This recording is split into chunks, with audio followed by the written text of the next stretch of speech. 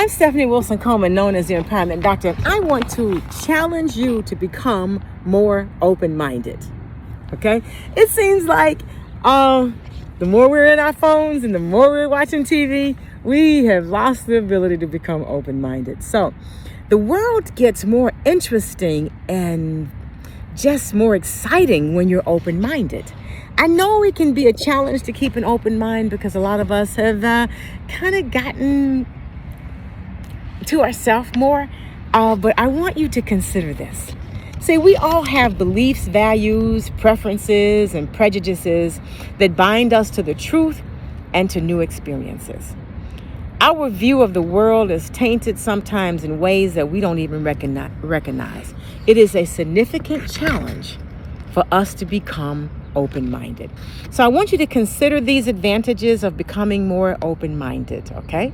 So just stick with me. So the first thing is, one of the advantages, you'll learn more.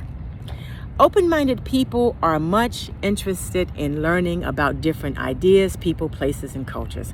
Closed-minded people think they already know everything, and they aren't open to learning something new. The second thing is you experience fewer negative emotions.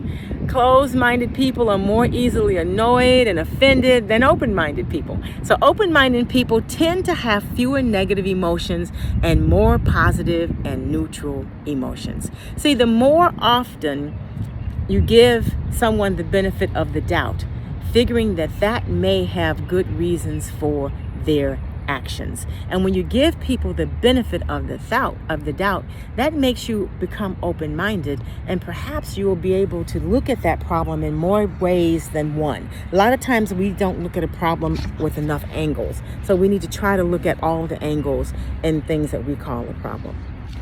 2, you get along better with others. Open-minded people like a greater variety of people. They are more likable in general and less likely to get into disagreements and arguments. So if you don't want to argue and have a disagreement, become more open-minded and you'll attract more open-minded people. 4, you have a broader range of experiences. See, when your mind is open to more possibilities, you enthusiastically engage in new experiences. Closed-minded people have much more limited lives. So be open-minded and be excited about what you're about to experience. 5, you'll be wrong less frequently. The more open you are, the less likely you are to come to an incorrect conclusion. You'll consider all the possibilities. You'll also have a greater range of experiences, and you will have learned more also. See, all these things will result in you being right more often. So if you love to be right, open-mindedness is for you. 6, you have the opportunity to learn more from your mistakes. Let me say that again. You have the opportunity to learn more from your mistakes, okay? When an open-minded person makes a mistake, they can think about what went wrong. What went wrong on a deep level? They consider that maybe they made an error in judgment, that their knowledge is incorrect. They just don't have all the information, or they just need more practice. See, a closed-minded person, on the other hand, is less likely to consider all the possibilities for their failures. So it's hard for them to benefit from the lesson. So being able to actually consider all of the possibilities for your failures will make you more successful the next time. 7 is you are less limited. Anything is possible if you can open your mind wide enough. See, when you have a very limited scope and your life is very limited too, you miss a lot. And I want you guys to stop missing a lot. And often people don't want to help you or provide information that's much needed if you are closed-minded. Number 8, you'll love more people and more people will love you.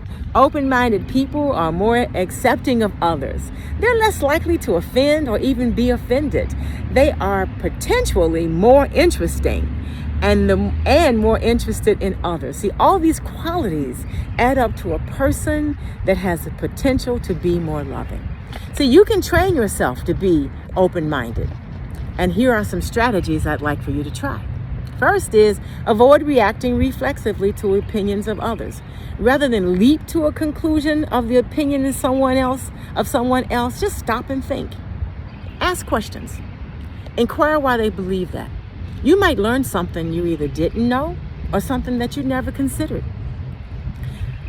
Next one is read books on topics that are counter to your opinion. For example, if you prefer liberal ideas, read a book written by a conservative. Are you certain that global warming doesn't exist?